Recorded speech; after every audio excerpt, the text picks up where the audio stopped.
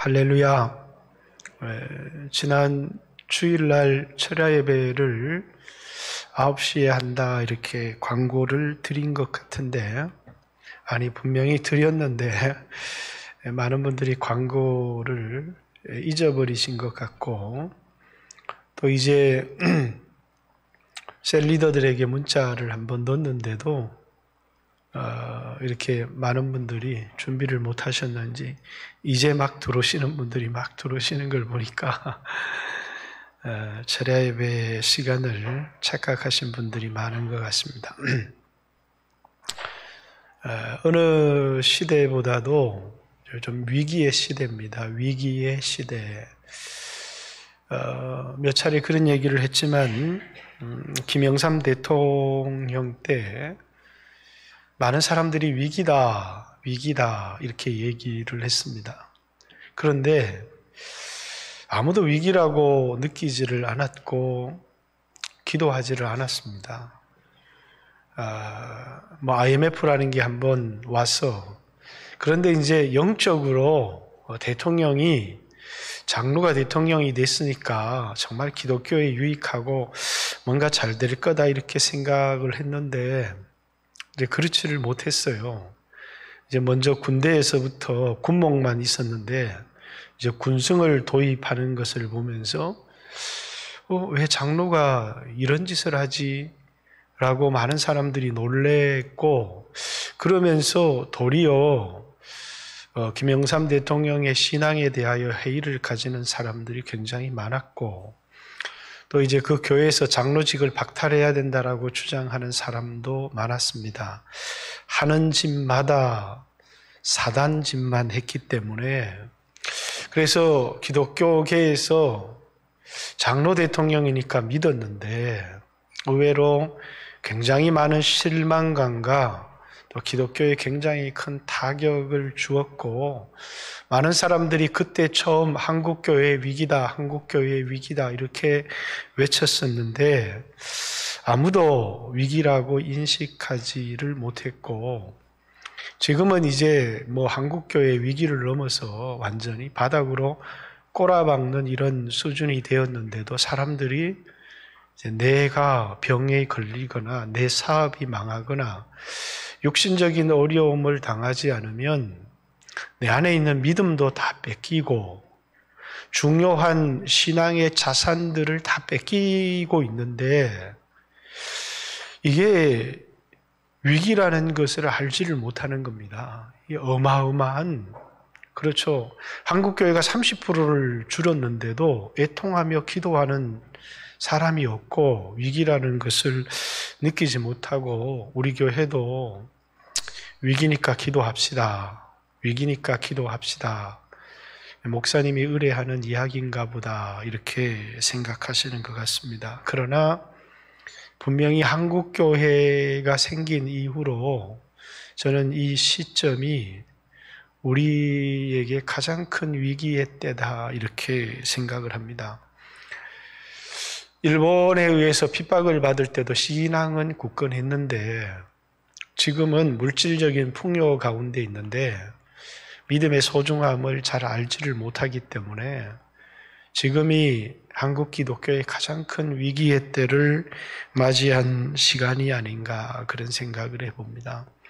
위기라고 느끼시는 분들, 정말 지금 깨어서 기도해야 되겠다고 생각하는 분들은 좀 삶을 정리하시고 하나님 앞에 애통하고 바쁘더라도 말씀을 읽고 돌아가고 내 자신이 회개하고 부르짖고, 이것이 이 시대에 우리가 가장 지혜롭게 보낼 수 있는 시간이 아닌가 그런 생각들을 해봅니다. 하나님은 이런 시기 가운데 간절히 하나님을 찾고 회개하고 부르짖고 돌아오는 그런 사람들을 기다리고 계시고 찾고 계신 것이 아닌가 그런 생각들을 해봅니다. 자, 이사야서는 1장부터 6장까지는 서론이고, 그리고 이제 7장부터 12장까지는 이제 여호와의 구원에 대해서 첫 번째 언급을 하고 있습니다. 그래서 7장, 8장은 북쪽에 아람 군대와 이스라엘 베가라고 하는 르말리아의 아들 베가와 아람 왕 르신이 동맹을 해서 남유다를 침략한 그 배경을 가지고 이제 7장, 8장은 그 배경 속에서 전하는 하나님의 말씀이고, 그 다음에 이제 9장, 10장은 이제 하나님의 심판과 회복의 메시지를 전하고 있고, 그리고 이제 11장, 12장은 하나님의 나라의 도래와 하나님을 향한 찬양으로, 그래서 7장부터 12장까지를 한 단락으로 엮여져 있습니다. 근데 여러분 이제 7장부터 7장, 8장에 또 9장 얘기를 통해서 여러분들이 너무나 잘 아는 것은 뭐 역사적 배경 이런 건 잘 몰라도 하나 아는 단어가 있습니다. 그게 뭡니까?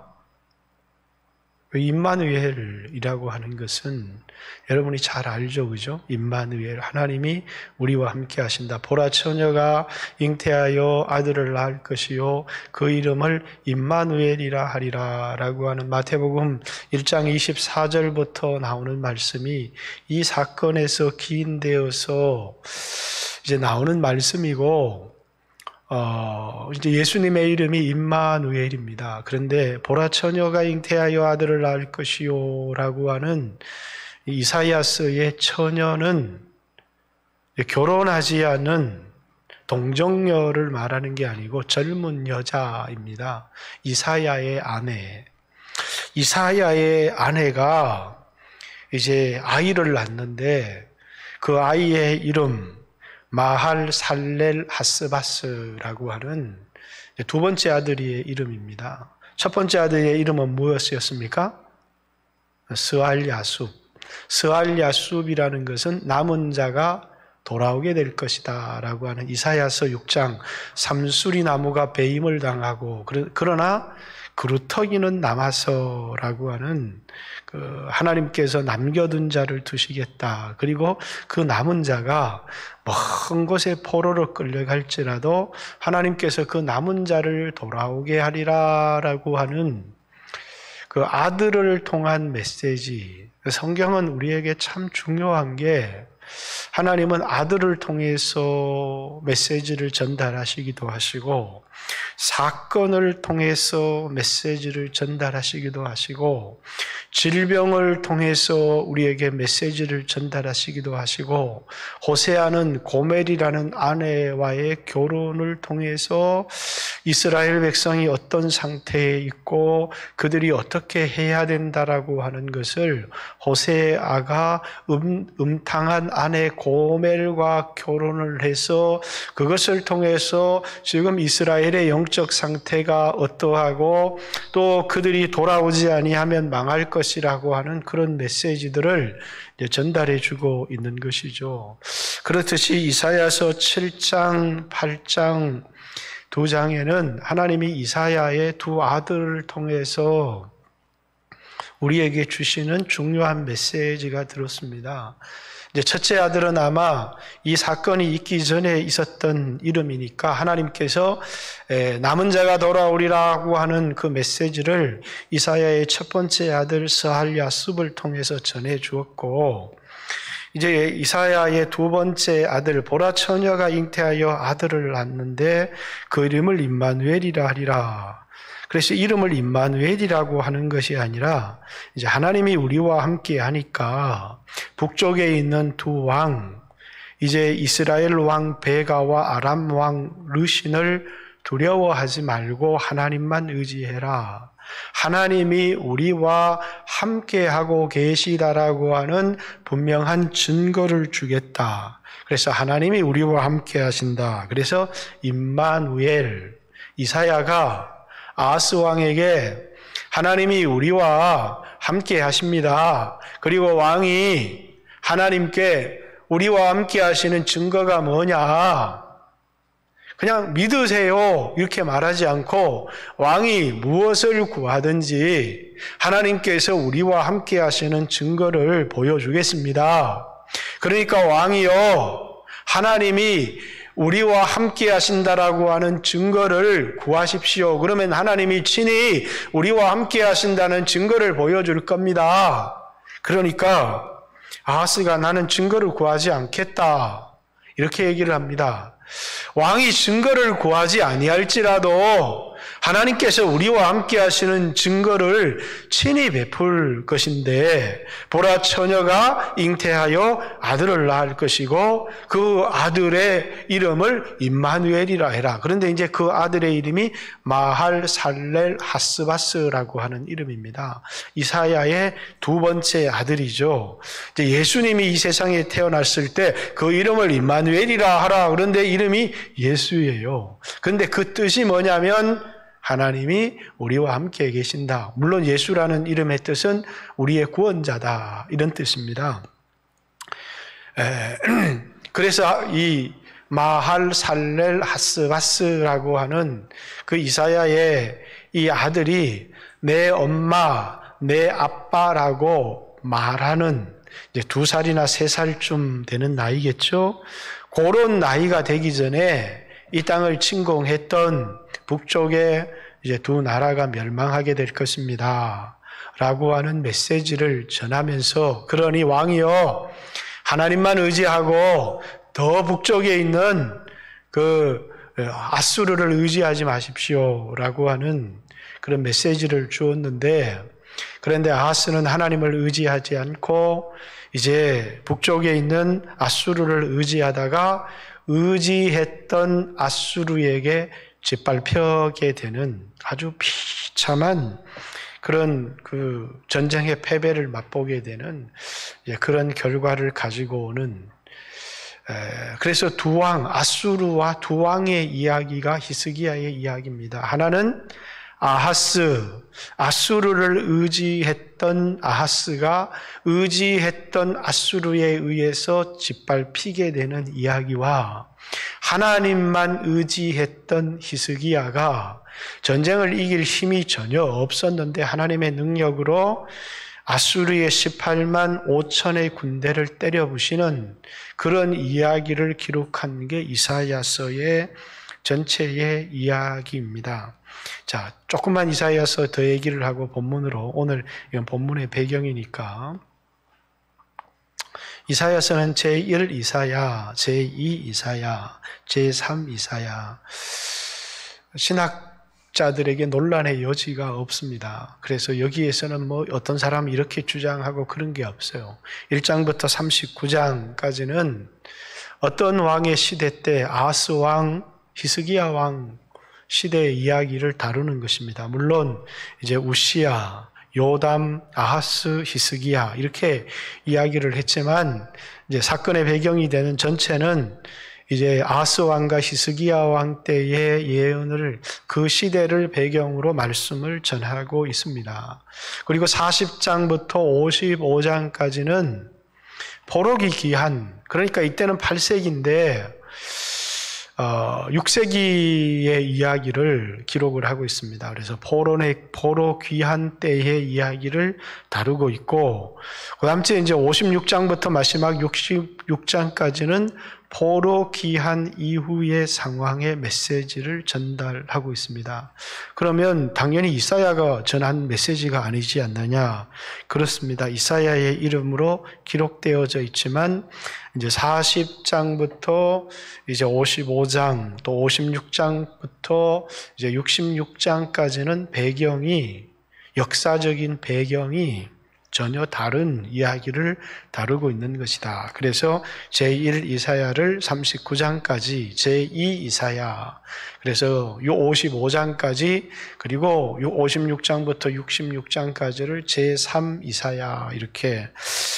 그런데 이제 2 이사야와 3 이사야는 시대적인 배경이, 시간적 차이가 그렇게 많이 나지 않기 때문에 어떤 사람은 그냥 제1 이사야, 제2 이사야 이렇게 구별하는 사람도 있습니다. 오늘 본문의 이야기는 이제 아하스 왕 때의 이야기인데, 자, 외교부터를 여러분들이 생각해야 됩니다. 어느 시대이건 간에 전쟁은 외교와 밀접한 관계를 가지고 있습니다. 이제 우리나라도 이게 이제 우리가 친중 정책으로 갈 건가, 친미 정책으로 갈 건가라고 하는 중요한 기로에 놓여져 있고, 우리 성도들이 기도를 많이 해야 될 상황이죠.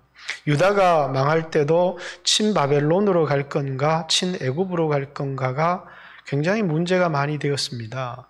누구나 국제 정세를 조금만 살필 수 있다면 친바벨론으로 가야 사는 길이다라는 것이 명백했습니다. 그런데 국가의 정치 지도자들이 친바벨론, 친애굽을 결정을 할 때는 국가에 어떤 이익이 될 것인가, 국가의 운명을 두고 결정하기보다는 자기의 이익, 내가 지금 그 친바벨론주의자인지 친애굽주의자인지, 그래서 친바벨론주의자들이 되어지면 친바벨론 정책을 펼치는 것이고, 친애굽주의자들이 국가의 그 정권을 잡게 되면 친애굽 정책이 되어지는 것이고, 우리나라도 외교에서 똑같습니다. 보수가 정권을 잡으면 친미, 반북 정책을 펼치는 것이고, 또 진보가 정권을 잡으면 친중이나 친북 또는 반미, 양키 고홈 정책을 펼치는 것이고, 그래서 이 정치자들의 그 이익에 따라서, 자신의 그 정치적인 성향에 따라서 국가의 외교가 결정이 되어지는 것이죠. 그런데 이게 이제 우시야, 요담, 아하스, 히스기야. 근데 우시야 왕 때, 남유다 우시야 왕 때가 솔로몬 왕 이후로 가장 부강했던 시대입니다.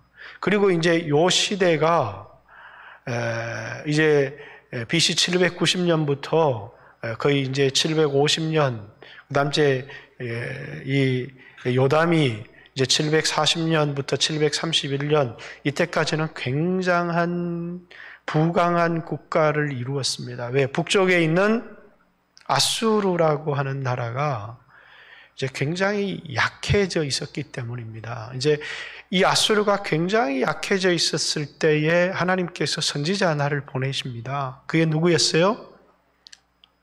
니느웨로 갔던 요나죠. 그때가 이제 아수르가 거의 패망 직전에 있을 때 가서 회개하라 이렇게, 그리고 아수르가 다시 부강하게 일어나면서 이 아수르가 무너져 있을 때 북쪽에 있는 여로보암 2세, 남쪽에 있는 우시야 굉장한 부강을 누렸습니다. 왜냐하면 국가의 수입에 거의 상당수를 아수르에게 조공을 바치다가 더 이상 이제 조공을 바치지 않아도 되면서 북쪽에 있는 나라는 굉장히 여로보암 때는 솔로몬 때 통치만큼 북쪽으로 땅을 확장하기도 하고 굉장히 번성하면서 신앙적인 타락이 왔습니다. 이게 이제 호세아의 배경이고, 그리고 남유다 때 이때 엄청난 물질적으로 부여했습니다. 이사야의 배경입니다. 이사야 시대 때 남유다의 선지자였고 북쪽에는 호세아라고 하는 선지자가 있었다. 똑같은 시대에 뭐라고요? 물질적으로 굉장히 부여하면서 신앙적으로 굉장히 타락했던 시대고, 그리고 정확하게 오늘 우리가 살고 있는 이 시대의 배경과 일치하고 있지 않는가 하는 생각을 해봅니다. 그런데 상황이 갑자기 바뀌게 됐습니다. 아수르가 강국으로 떠오르기 시작했습니다. 그러면서 이제 여로보암이 지나고 남쪽에 우시야 왕이 지나면서 아하스 시대와 북쪽에 여로보암이 끝나고 여로 왕이 6개월짜리도 하고 또 이제 1년짜리도 하고 2년, 부가냐가 2년을 하다가 이제 부가냐는 국민들을 부유하게 만들어주지를 못했어요. 왜?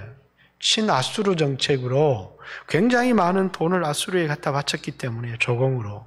그런데 베가가 이제 반역을 일으켜서 부가냐를 죽이고 왕이 됩니다. 그러면 11년을 북이스라엘을 통치하게 되는데 북쪽의 마지막 왕입니다. 그 뒤에 호세아 이렇게 있지만 거의 북쪽의 마지막 번성했던 왕이라고 해도 과언이 이제 마지막 왕은 호세아이기는 합니다만은 어쨌든 이제 베가 시대가 이제 북쪽의 왕의 목숨이 마지막으로 붙어 있던 그런 시대다 이렇게 생각하면 됩니다. 그러면서 이제 반아수르 정책을 펼치면서 누구랑 동맹을 했느냐면 이제 똑같이 북쪽에 있는 이 베가와 아람이라고 하는 나라, 그러니까 두 나라가 동맹을 해서 우리가 한번 아수르를 막아보자. 그래서 동맹을 했습니다. 그리고 이 동맹에 한 나라를 더 초청을 했습니다. 유다를 우리 세 나라가 동맹을 해서 한번 아수르와 한번 맞서보자. 그런데 이 아하스가 이 동맹에 참여하지를 않고 뭐라고 얘기를 하느냐면 우리는 친아수르 정책으로 가겠다. 그러면서 아수르 왕을 받들고 거기 신앙까지도 받아들이게 되는, 그리고 인신제사를 하고 아수르의 신을 성전에다가 모셔놓는 아주 악한 왕이 된 것이죠. 그러면서 북쪽에 있는 두 왕이 보니까 남유다가 괘씸하기 시작했습니다. 그래서 1차 침공을 통해서 거의 이제 남유다를 쑥대밭으로 만들어버렸는데 하루 전쟁에 12만이 죽임을 당하고 20만이 포로로 끌려갔습니다. 그리고 이제 두 번째, 다시 북쪽의 두 나라가 힘을 모아서 남유다를 정복해서 그러면서 뭡니까? 누구를 왕으로 세우자. 여기 7절에 보면 6절에 보면 우리가 올라가 유다를 쳐서 그것을 쓰러뜨리고 우리를 위하여 그것을 무너뜨리고 다부엘의 아들을 그 중에 세워 왕으로 삼자. 이렇게 얘기했습니다. 아마 다부엘의 아들은 누군지는 정확하지 않지만은 유다의 정치인 중에서 어떤 정치를 펴려고 했더니요, 아수르 정책의 중요한 인물이었던 것 같습니다. 그래서 이 사람을 왕으로 세우자 그러면서 군대를 이끌고 두 번째 전쟁에 온 겁니다. 그래서 두 나라가 동맹을 해서 군사를 일으켰다라고 하는 이야기를 듣고 1절에 우시야의 손자 요담의 아들 유다의 아하시야 왕 때에 아람의 르신 왕과 르말리아의 아들 이스라엘 베가 왕이 올라와서 예루살렘을 쳤으나 능히 이기지 못했다. 어떤 사람이 이제 다시 그런 겁니다. 다윗의 집에 알려 이르되 아람이 에브라임과 동맹하였으므로 왕의 마음과 그의 백성의 마음이 숲이 바람에 흔들림같이 흔들렸다. 이렇게 갈대처럼 두려워 떨고 흔들린 겁니다. 그러면서 아하스 왕이 나름대로 이제 예루살렘을 철벽 수비를 해야 되겠다.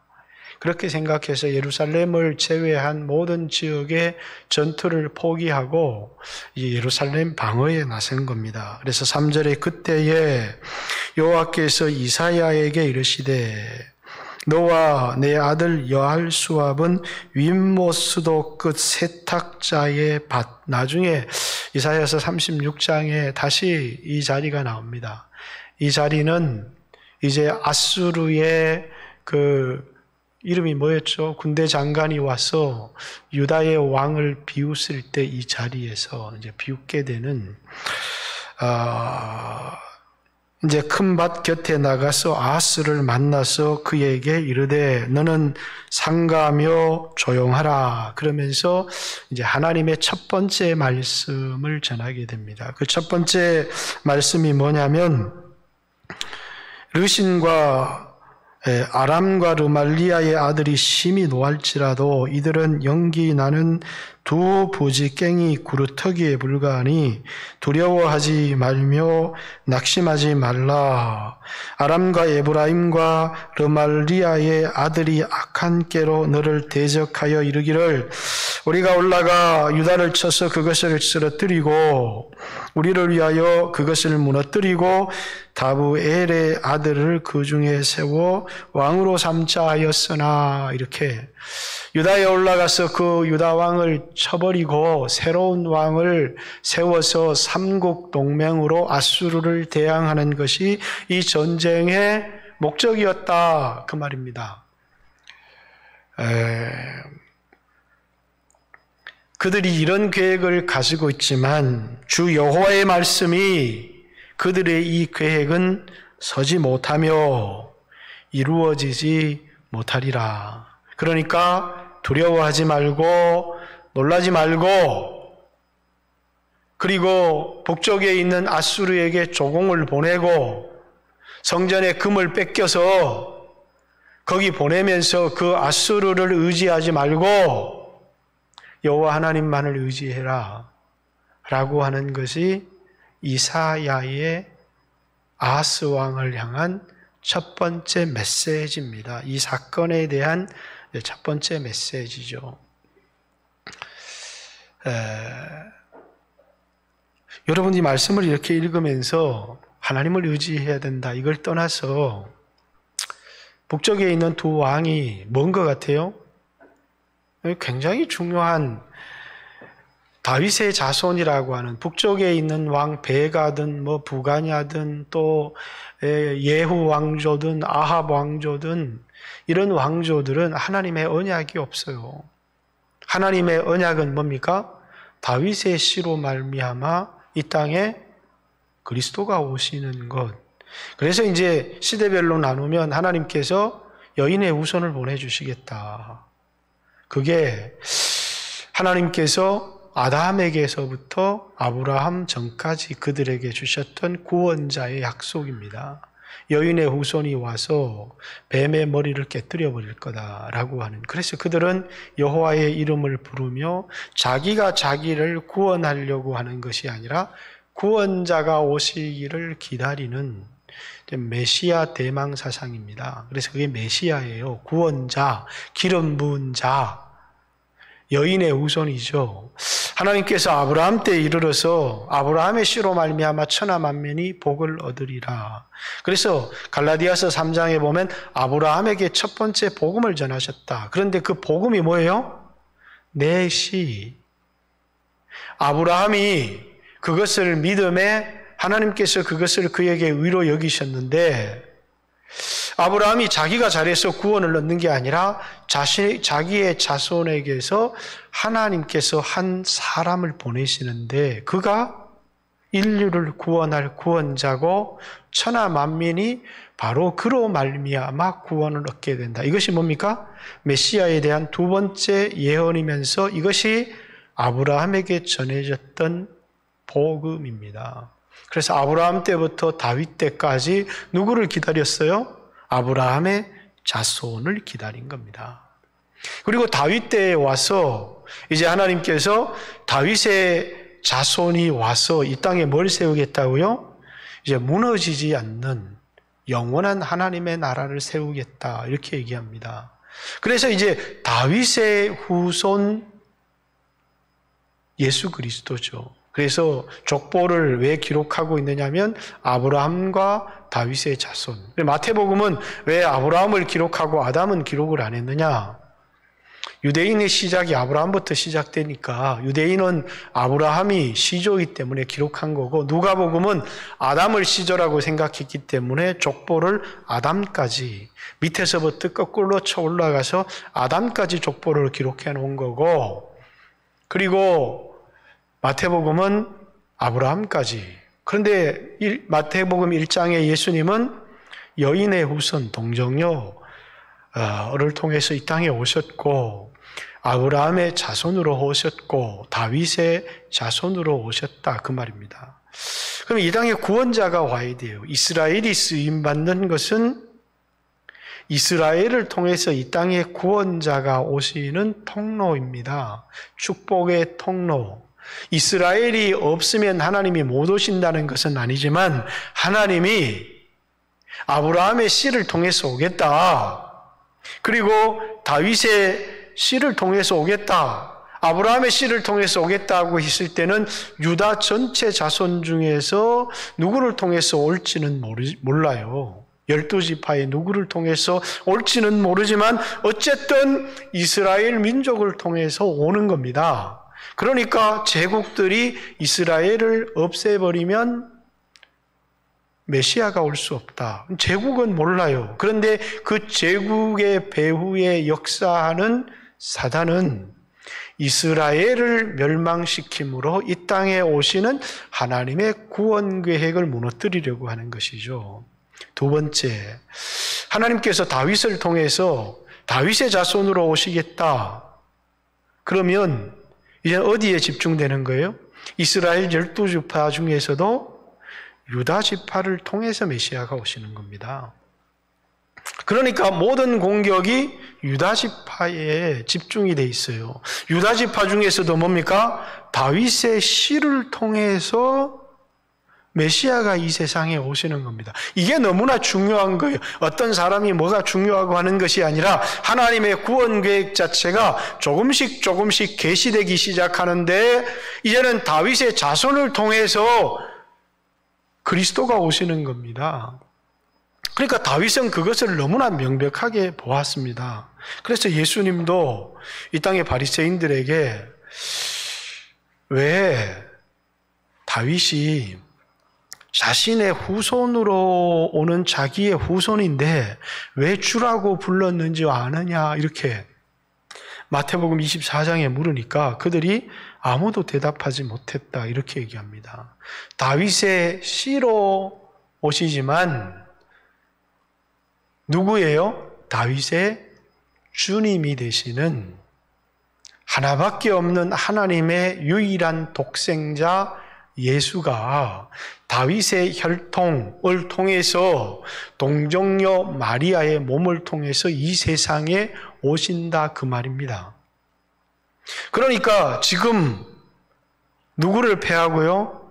다윗의 자손의 왕위를 패하고 다부엘의 아들로 왕위를 대신하게 하자. 정치적인 목적은 뚜렷합니다.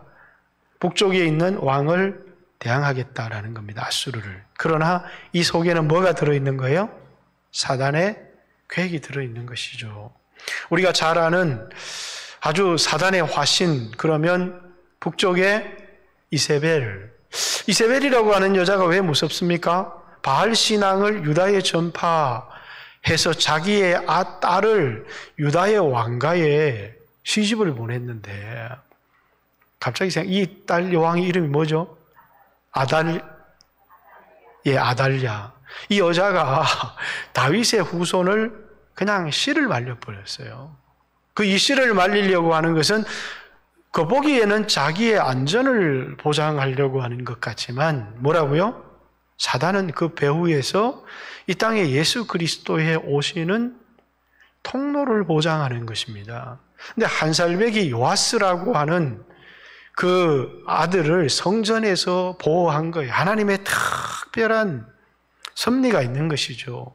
그래서 8살이 되었을 때 이 요아스를 이제 왕으로 세우게 되는, 그래서 그것을 통해서 이제 다윗의 그 족보가 계승되어지는, 왜? 반드시 다윗의 자손을 통해서 이 땅에 메시아가 오셔야 되기 때문이에요. 그럼 여러분, 북쪽의 두 왕의 계획이 뭐라는 사실을 알 수 있습니까? 사단적이라고 하는 사실을 알 수 있습니다. 왜 이 계획이 이루어지지 못하고 왜 이 계획이 성취되어지지 못하느냐면 이 계획은 바로 하나님의 계획. 하나님께서 다윗의 자손을 통해서 이 땅에 그리스도를 보내시고자 하는 그 하나님의 계획에 도전하는 것이기 때문에 아무리 북쪽의 왕이 강하든 또 남유다가 약하든 그것과 상관이 없이 하나님은 여전히 유다의 왕을 보호하시고 그것을 통해서 이제 고통은 받아요. 남유다가 쑥대밭이 되기도 하고 이렇게 하지만 하나님은 그것을 통해서 이 땅에 오시는 그리스도의 길을 확보하기 때문에, 그렇기 때문에 이 계획은 결코 서지 못하고 이루어질 수가 없는 것이다라는 것입니다. 이 세상에 하나님께서 교회를 통해서 땅끝까지 하나님이 하시면 돼요, 그냥. 그런데 하나님이 스스로 하시는 게 아니고 반드시 교회를 통해서 하셔요. 교회를 통해서 땅끝까지 복음을 전하는 일. 예전에는 이제 복음이신 예수 그리스도가 오시는 통로가 이제 이스라엘이었는데 이제는 새로운 이스라엘을 세웠어요. 그 새로운 이스라엘은 똑같은 아브라함의 자손인데 옛날에 이스라엘은 아브라함의 육신의 자손이었지만 이제는 아브라함과 동일한 믿음을 가진 사람이 아브라함의 자손인 거예요. 이게 1세기에 있었던 유대교와 기독교의 논쟁이에요. 기독교는 뭡니까? 누가 아브라함의 자손이라고요? 아브라함과 같은 믿음을 가진 사람이 아브라함의 자손이다. 이게 갈라디아서 3장에 나와 있는 바울의 주장입니다. 그런데 유대인들은 뭡니까? 아니, 할례 받은 아브라함의 육신의 혈통이 아브라함의 자손이지 아니라는 거예요. 그래서 요한복음에도 우리가 하나님의 자녀가 되는 것은 혈육이 아니요 하나님의 뜻을 따라 된 것이다. 그래서 오늘 우리는 뭡니까? 영적 이스라엘, 아브라함의 자손 이렇게 얘기하는 거예요. 우리가 아브라함의 자손이라는 것은 뭡니까? 혈통으로 아브라함의 자손이라는 게 아니라 아브라함과 같은 믿음. 그래서 아브라함을 열국의 아비 이렇게 얘기를 하는 겁니다. 원래는 아브라함 위대한 아버지였는데 이제는 아브라함이라고 해라. 열국의 아비. 너로 말미암아 내 씨로 말미암아 네 자손 육신의 자손만 복을 받는 게 아니라 온 천하 만민이 복을 얻게 될 것이다 라고 하는. 왜 이 계획과 왜 이 도모는 서지를 못하느냐? 사단적이었기 때문이에요. 하나님의 계획에 대항하는. 여러분, 이 세상에 우리는 교회가 착한가, 교회가 더러운가, 교회가 좀 사명을 감당하지 못하고 윤리적으로 타락할 때 교회는 징계를 받아요. 그러나 하나님은 여전히 교회를 통해서 땅끝까지 복음을 전하려고 하는 하나님의 계획은 끝나지 않았어요. 뭐가 올 때까지요? 이 땅에 예수님이 재림하실 때까지 이 땅에 교회를 향한 하나님의 계획, 이 교회를 통해서 복음을 땅끝까지 전하고자 하는 그 하나님의 계획은 여전히 살아있어요. 그래서 어떤 권력도 어떤 세상의 힘도 이것을 막고자 하면 그것은 무너질 수가 밖에 없는 거예요. 왜? 이것은 사단의 계획이기 때문에 그렇다라는 것입니다. 그래서 북쪽의 두 나라가 두 부적갱이고 그래서 이제 8장에 가면 나오는 말씀입니다. 하나님 이사야가 다시 이제는 8장 한번 7장, 8장을 한번 보겠습니다. 똑같은 7장, 8장은 똑같은 내용을 다루고 있기 때문에 여호와께서 내게 이르시되 너는 큰 서판을 가지고 그 위에 통용 문자로 마할 살랄 하스바스라 쓰라 이렇게 얘기합니다. 마할 살랄 하스바스. 내가 진실로 증인 제사장 우리야와 여베레기야의 아들 스가랴를 불러 증언하게 하리라 하시더니 내가 내 아내를 가까이 하매 그가 임신하여 아들을 낳은지라 여호와께서 이르시되 내게 이르시되 그 이름을 마할 살랄 하스바스라 하라. 이사야의 두 번째 아들입니다. 근데 이 두 번째 아들이 마할 살랄 하스바스라는 말은 우리에겐 굉장히 어려운 말이지만 파괴와 멸망이 속히 오리라라는 말입니다. 그런데 이제 남유다가 멸망한다는 얘기가 아니고 북쪽에 있는 두 나라가 속히 멸망한다라는 그 얘기입니다. 그렇기 때문에 너는 저 북쪽에 있는 다멕색 아수르를 의지하지 말고 하나님만 의지해라 라는 말을 전하려고 합니다. 이는 이 아이가 내 아빠 내 엄마라 부를 줄 알기 전에 다멕색의 재물과 사마리아의 노량물이 아수르 왕 앞에 옮겨질 것임이라 하시니라. 북쪽의 두 나라가 완전히 아수르에 의해서 멸망하게 될 것이다. 그러면서 우리가 이사야서 7장 여러분 이제 14절 오늘 읽었던 뒷부분에 보면 이제 하나님께서 이제 이사야를 통해서 하나님께서 하시는 말씀 11절부터 보면 내가 내 하나님 여호와께 한 징조를 구하되 깊은 데서든지 높은 데서든지 구하라 하시니 아하스가 이르되 나는 구하지 아니하겠나이다. 나는 여호와를 시험하지 아니하겠나이다 한지라. 이사야가 이르되 다윗의 집이여 원하건대 들을지어다. 아니하느냐? 너희가 사람을 괴롭히고서 그것을 작은 일로 여겨 또 나의 하나님을 괴롭게 하려느냐? 그러므로 주께서 친히 징조를 너희에게 주실 것이라. 보라, 처녀가 잉태하여 아들을 낳을 것이요 그 이름을 임마누엘이라 하리라. 7장 14절의 말씀이 나오죠. 이게 이제 마태복음에 언급된 말씀인데, 여기 처녀는, 이사야서의 처녀는 이제 동정녀를 말하는 게 아니라 젊은 여자 이사야의 아내입니다. 그리고 이제 8장에 이사야의 아내, 하나님의 말씀대로 하나님께서 이사야의 아내를 통해서 이제 아들을 주셨는데, 그 아들의 이름이 마할살랄 아스바스, 북쪽에 있는 두 나라가 파괴와 멸망이 속히 이루어지리라. 이 아이가 이제 내 엄마 내 아빠라고 말하기 전에 북쪽에 있는 두 나라가 신이 망할 거다. 그것을 하나님께서 뭘로 주신 거예요? 증거로 주신 거예요. 뭐에 대한 증거? 임마누엘에 대한 증거. 하나님이 나와 함께 계시다.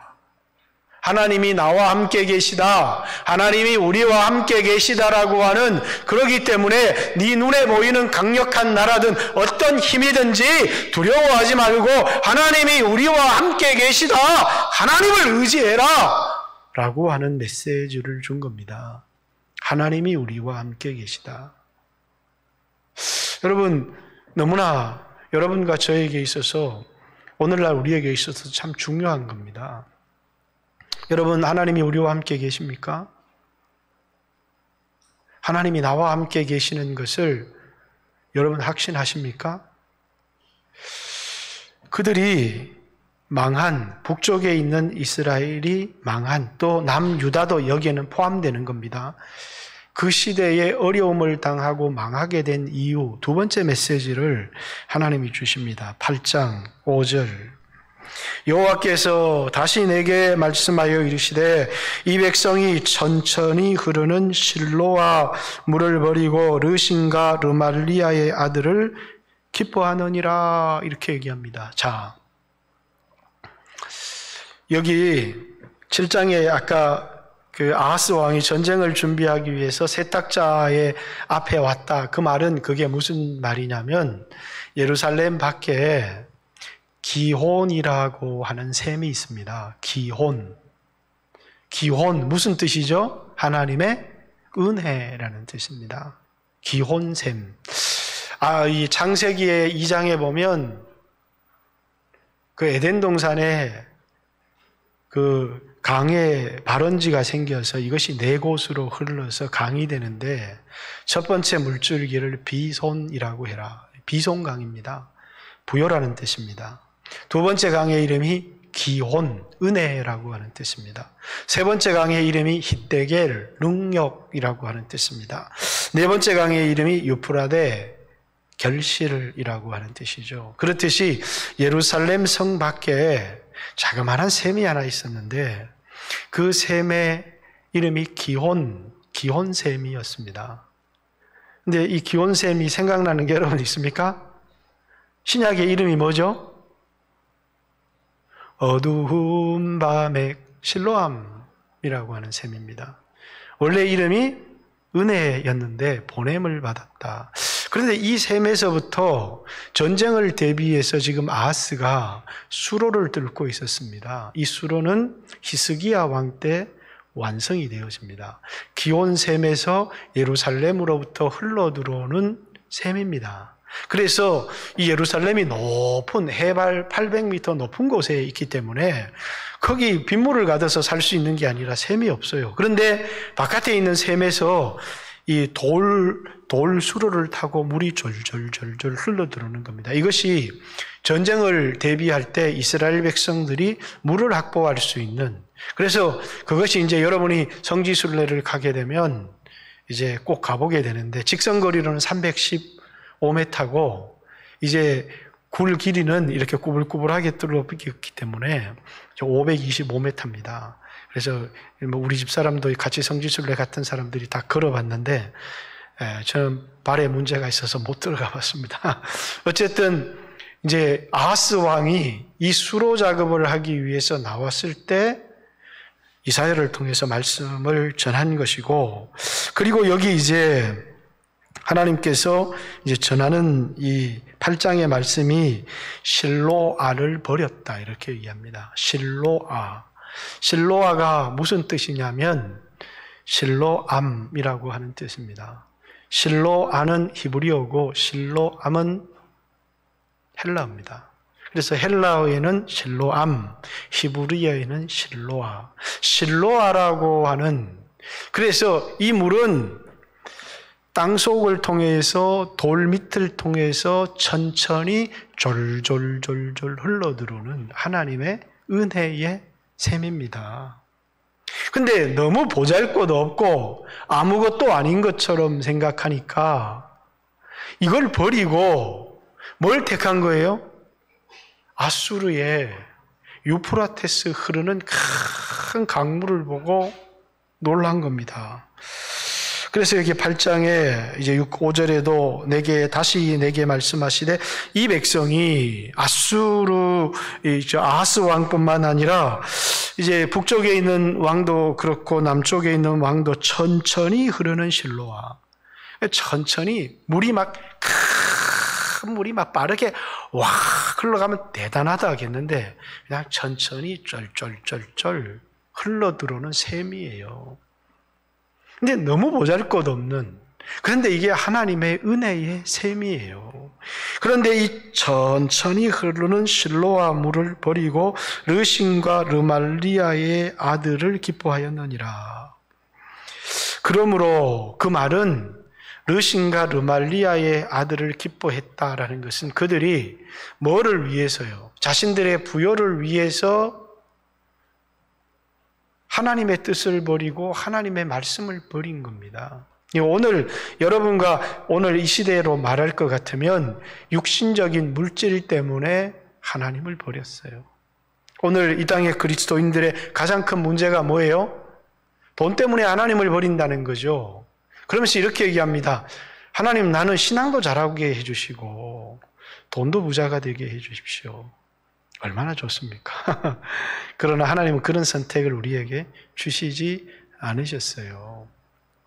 우리가 신앙을 선택했을 때 보너스로 우리에게 하나님께서 물질의 축복을 주실 수 있습니다. 그러나 선택은 분명해야 합니다. 두 주인을 섬길 수가 없어요. 물질과 하나님을 겸하여 섬길 수 없고 세상과 하나님을 함께 사랑할 수가 없습니다. 세상을 사랑하면 하나님은 수단이 되는 거고 세상이 목적이 되는 것, 세상은 수단이 되는 거고 하나님이 목적이 되면 세상은 수단이 되는 겁니다. 근데 두 개 다를 가지겠다 이렇게 생각하면 안 되죠. 바울은 지난날에는 세상의 성공이 너무 좋았습니다. 내게 유익하던 것, 바리새인 8일 만에 할례를 받고 베냐민 지파요. 또 너무너무 신앙에 열심히 있었던 바리새인 중에 바리새인이요. 열심으로는 교회를 박해하고 이런 것들을 뭐라고요? 배설물처럼 버렸다는 거예요. 왜? 그리스도 예수를 아는 지식. 내가 그것을 얻기 위해서 이건 버렸다는 거예요. 이것과 이것을 비교해 보니까 그리스도 예수를 아는 지식은 가장 고상한 건데 옛날에 내가 너무나 소중했던 육신적인 것, 물질적인 것은 잠시 잠깐일 뿐만 아니라 지금 몰아보니까 아무 가치 없는, 버려도 아무 미련이 없는 배설물과 같더라는 겁니다. 우리의 신앙생활의 가장 큰 문제가 뭐죠? 이거 하면 안 돼. 이거 버려야 돼. 알아요. 회개할 때 결단하죠. 근데 돌아가면 또 움켜잡아요. 왜? 미련이 남아서. 그것이 가치가 없고 헛된 거고 회개라고 하는 것은 딴 게 아닙니다. 하나님, 이제는 하나님을 택하여서 하나님이 기뻐하시는 삶을 살겠습니다. 그렇게 갔는데 내가 옛날에 버렸던 것에 대한 미련이 너무너무 남는 거예요. 가서 또 붙들어요. 개가 토한 것을 다시 먹고 돼지가 자기가 더러운 것에 씻은 곳에 씻고 나서 옛날에 있던 더러운 것에 다시 몸을 뒹구는 일을 계속해서 반복하는 이유가 뭐예요? 미련을 못 버리는 거죠. 예수를 아는 지식 참 고상한데 살다 보니까 현실에 물질적인 부여, 넓은 집, 좋은 차 결코 이 세상에 살면서 무시를 못하겠더라는 거예요. 세상 사람들로부터 멸시받고 천대받고 그게 아니라 존중받고. 그런데 바울이 보니까 이 세상의 영광이라는 거는 아무것도 아니더라는 거죠. 왜? 이제 그날에 하나님이 나에게 주실 영광을 생각하니까 이 세상에 내가 주님 때문에 받는 환난에 경한 것은 아무것도 아니더라는 거예요. 그래서 선택이 분명했는데 오늘 우리들은 뭐라고요? 자꾸 와서 기도할 때는 버리는데 또 회개하고 가서 또 그 순간은 회개했는데 다시 또 붙들고 왜? 미련을 버리지 못하기 때문에. 지금 이스라엘 백성들도 뭐라고요? 하나님을 붙들어야 되는데 실로암의 은혜를 붙들어야 되는데 임마누엘의 하나님을 붙들어야 되는데 지금 임마누엘의 하나님이 우리와 함께 하신다. 이 임마누엘의 하나님을 붙드는 게 아니라 실로암, 그건 누구냐면 예수님을 뜻하는 거예요. 예수님은 요한복음에 뭐라고요? 보냄을 받은 자, 아버지께서 나를 보내신 것 같이 나도 너희를 보내노라. 나는 너희가 알지 못하는 양식이 있는데 그것은 나를 보낸 자의 뜻을 온전히 이루는 것이다. 예수님은 항상 자기를 지칭할 때마다 보냄을 받은 자다고 했어요. 너희가 다 나를 버릴지라도 나를 보내신 아버지께서 나와 함께 계시느니라. 그러면서 예수님은 뭐라고요? 자기가 보냄을 받은 자고 요한복음 9장에 땅에 진흙에 침을 뱉어서 이 날 때부터 소경인 자에게 발라주면서 실로암에 가서 씻으라. 이 말이 뭐예요? 예수님께 가서 죄 씻음을 받으라는 거예요. 그래서 이 사람이 실로암에 가서 씻었더니 우리가 육신적인 걸로 생각하면 눈이 보게 되었죠. 그 얘기를 통해서 주님이 뭐라고? 내가 온 것은 보지 못하는 자들로 보게 하고 보는 자들로 소경이 되게 하려 함이라 이렇게 얘기해요. 신앙이라고 하는 것은 창세기 3장에서부터 눈이 밝아져. 보지 말아야 될 것을 볼 수 있는 눈이 밝아진 거예요. 그런데 아나니아가 바울에게 안수하니까 눈에 비늘 같은 것이 벗어지면서 아나볼레포 다시 보게 되었다는 거예요. 영적인 것을 보게 되었다는 거예요. 뭐 천사를 보게 되었다는 게 아니라 이 세상의 역사나 삶을 해석하는 새로운 시각들을 가지게 된 것을 말하게 해요. 성령이 오시면 하시는 일이 뭐예요? 보지 못하는 자들을 보게 하고 라는 것이에요. 눈을 뜨게 하는 역사를 하게 하는 것이죠. 우리가 예수를 믿게 되면 눈을 뜨게 되는 거예요.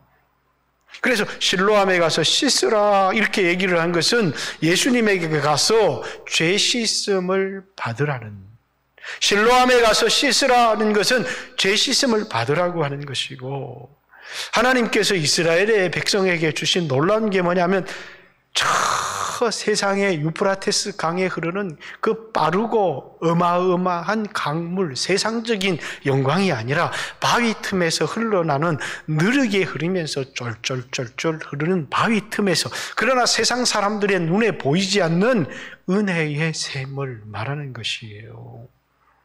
그걸 뭐라고요? 이스라엘이 버렸다는 거예요. 그걸 틀어 막아버린 겁니다. 이 말은 이 생수는 어디서 흘러나오는 거냐면 어디서요? 성전에서. 이 성전에서 은혜의 생수가 흘러나와서 이스라엘이 그걸로 살아가는 거예요. 그런데 이 성전에서 흘러나오는 생수를 어떤 인간이 탁 틀어 막아버렸어요. 누가요? 아하스가 어디에 가서 다맥색 가가지고 그 다맥색에 갔더니 성전이 막 어마어마하게 큰 거야. 그 막 제단이. 그래서 그 제단을 그려가지고 열왕기 하 16장에 나와 있죠. 제사장 우리아에게 보냅니다. 그랬더니 돌아오니까 우리아가 성전에다가 아수리의 큰 제단을 세우는 겁니다. 그것 때문에 뭐 한 거예요? 이제 성전에서 흘러나오는 은혜가 사라져버린 거예요. 그것을 지칭하는 말입니다. 다시 말해서 아하스가 하나님의 성전에다가 이방의 제단을 세워놓은 거예요. 그걸 가지고 하나님 뭐라고요? 이 백성이 천천히 흐르는 실로암의 물, 예수 그리스도를 버리고 하나님의 은혜를 버리고 세상에 그 아수르 그 창대한 물을 선택을 했다는 거예요. 그것이 망하게 되는, 북쪽에 있는 두 나라도 남유다도 이것 때문에 심판을 받고 망하게 되는 중요한 이유라는 거예요. 오늘 여러분과 저의 삶은요, 많은 사람들이 영적으로 떨어져도 기도 안 해요. 그런데 병들고 가난해지고 이러면 기도해요. 오직 마음이 세상 것에만 있기 때문에. 위기가 영적으로 위기입니다. 영적으로 위기입니다. 당신의 마음이 하나님을 떠났습니다. 매일 돈밖에 생각 안 하고 살아갑니다. 음란한 생각만 하고 살아갑니다. 그러는데도 내가 뭐가 문제야? 아직까지 직장도 있고 돈도 있고 아무 위기의식을 느끼지 못해요. 자신의 마음이 하나님을 떠났다는 사실을 알지를 못하는 거예요. 마음이 하나님을 떠나니까 성령의 감동이 없어요. 하나님의 음성이 들려오지 않아요. 제일 무서운 게 뭔지 아세요? 욕망이 절제가 안 돼요. 그죠? 박원순 돌아가신 분을 비난해서 뭐합니다. 남을 막 비판하지만 그분 생각에 이건 안 좋은 일이다. 그분이 위선자였다고 생각하세요?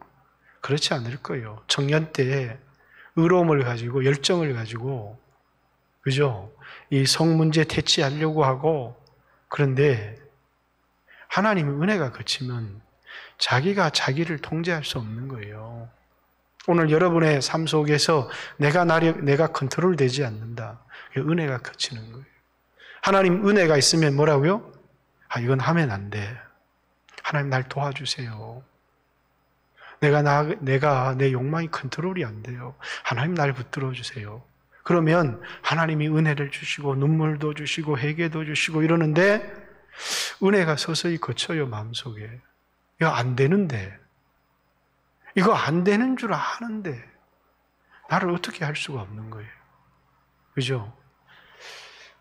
박원순이가 한 여자만 그랬겠습니까? 한 여자만 그랬으면 그 여자 제가 봤을 때 고발 안 합니다.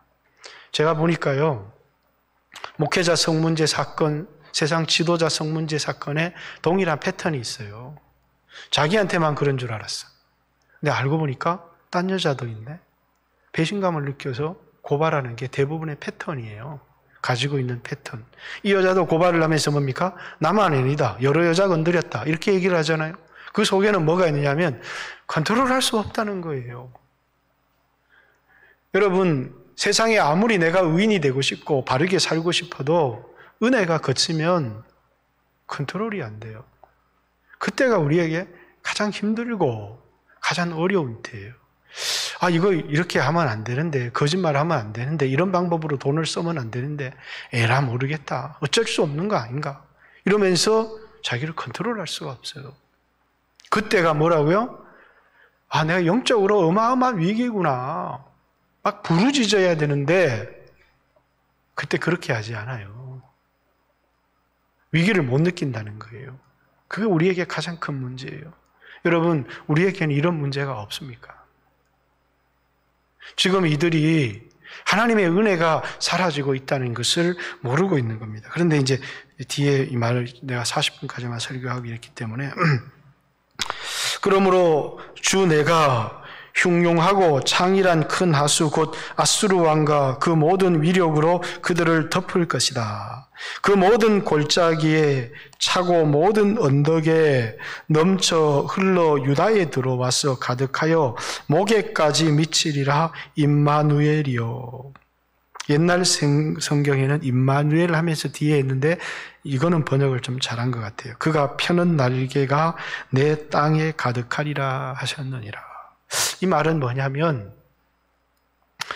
이 아수르의 날개가 온 세상을 다 덮을 것이고 북왕국을 다 덮어서 남왕국에 그 흐르는 물이 남왕국의 목까지 찬다는 거예요. 그 말은 뭐라고요? 다 덮어버리면 유다도 망하는데 거의 목숨만 남겨두시겠다는 거예요. 왜? 그들이 실로아를 버리고 유프라데를 선택했기 때문이에요. 우리가 은혜를 버리고 돈을 선택했기 때문이다. 이렇게 말씀하시는 거예요. 그러나 오 임마누엘이요. 유다를 향해서 말하면서 이제 오 임마누엘이요. 그러나 유다가 망하지 않는 중요한 이유가 있어요. 그게 뭐라고요? 하나님이 우리와 함께 하시기 때문에. 하나님이 왜 우리와 함께 하셔요? 유다를 향한 하나님의 놀라운 계획을 가지고 계시기 때문이에요. 오늘 여러분과 저도 우리의 마음속에 우리를 통해서 쓰시고자 하는 하나님의 계획들을 놓치지 마세요. 그리고 내가 사랑했던 것, 내가 의지했던 것. 돈을 의지하는 사람은 돈에 망해요. 자식은 위하고 잘 길러야 되는데, 제가 보니까 오늘 이 시대 또 우리 전 시대 그리스도인들에게 가장 실패한 자식 교육이에요. 신앙 전수 안 돼요. 자식 컨트롤 안 돼요. 너무 이뻐, 너무 사랑해. 근데 그 자식으로부터 공경 다 뺏기고 멸시당하고 천대당하고 짓밟힘 당해요. 왜? 내가 가르치고 내가 온전히 하나님 앞으로 인도해야 되는데 너무 사랑해서 오냐 내 새끼 이랬다가, 그래서 여러분 모든 사회학자들은요, 여러분 시대에 첫 번째 리스크 건강 아닙니다. 경제 아니에요. 여러분의 제일 큰 리스크가 뭐라고요? 자식요. 부모는 돈 아껴서 1,000원 아끼고 이렇게 살아가는데 이놈의 새끼는 돈도 한 푼 안 버는 놈이 어디 가서 벤츠를 사고 타가 다니는 겁니다. 그리고 부모한테 돈 내놔라 와서 부모 두들겨 패고 왜 돈 안 주는데? 그래서요, 자식 때문에 노후 준비 잘했다가 쫄딱 망하는 사람 너무 많아요. 확연하게 앞으로 10년 후에 이 땅의 모든 건강한 가정에서 망하게 되는, 가장 위기를 당하게 되는 첫 번째 문제, 자녀다. 자녀 리스크가 가장 크다. 라고 하는 게 어떤 시대마다 역사가 그걸 증명해요. 그러니까 여러분, 자녀를 믿음으로 키우세요. 아유, 막 이렇게 받들어서 막 공부 잘하면 이놈이 세상에 출세해서 마치 내가 성공하는 것 같고, 내가 출세하는 것 같고, 내가 대접받는 것 같고, 그리고 그게 나한테 뭔가 큰 성공으로 돌아올 것 같지만 어마어마한 큰 고통으로 돌아오는 거예요. 왜? 항상 우리가 사랑했던 것, 우리가 의지했던 것, 하나님이 아닌 그것이 우리에게 가장 큰 아픔과 고통을 가져다주는 요소가 된다는 사실을 잊어서는 안 돼요. 그것이 성경이 우리에게 보여주는, 자식을 사랑하고 우상이 됐던 사람에게는 자식을 통해서 고통을 받게 되는 것이고, 자식은 사랑하고 돌봐야 됩니다. 그러나 바르게 가르쳐야 돼요. 하나님을 섬기도록 바르게 가르쳐야 되는데 가르쳐도 말을 안 듣는다고. 말을 안 듣는다고. 말을 안 듣는 이유는 내 신앙에 문제가 있는 거죠. 왜? 내가 본이 되지 않았기 때문에.